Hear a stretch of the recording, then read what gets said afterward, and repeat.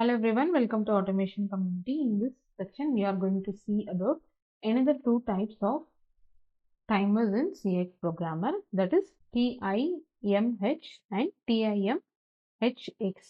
These two timers are high-speed timers and it is having a time delay unit of 10 milliseconds. This is similar to the previous two timers, but here the time delay unit is 10 milliseconds. So the instruction will be looks like this: TIMH and TIMHX. So X is for binary and this is BCD. So let's see how to do that in the CX Programmer. So here I have used the same example what we have seen for the previous two timers. So let's go for the new instruction, dtime, find instruction and go to timer, TIMH. Can you see here? This is the 10 milliseconds timer and these two are high speed timers. So this is the BCD type. Click OK and give a timer address. I'm going to give a 0.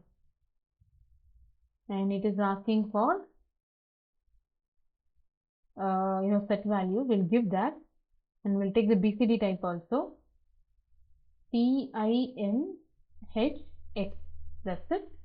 And give the timer number. I'm giving us 1 and give time duration as for 10 seconds I want to run the timer. So how many seconds I have to give here? Since it is a 10 milliseconds, I have to give 1000. So that 1000 into 10 milliseconds is 10 seconds. So this is a small conversion you have to do. So that's it. So same like here also you need to give the value. So I'm using hash here and same 1000 I'm giving. So that's it. So what will happen after 10 seconds, this output will on and after 10 seconds, this output will turn on. Okay. So let's go online and check.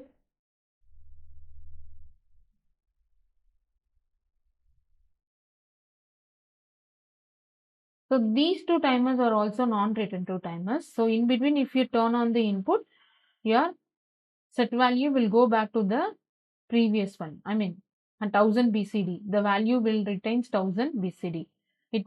These two are also a decrementing timer, so it will start counting down.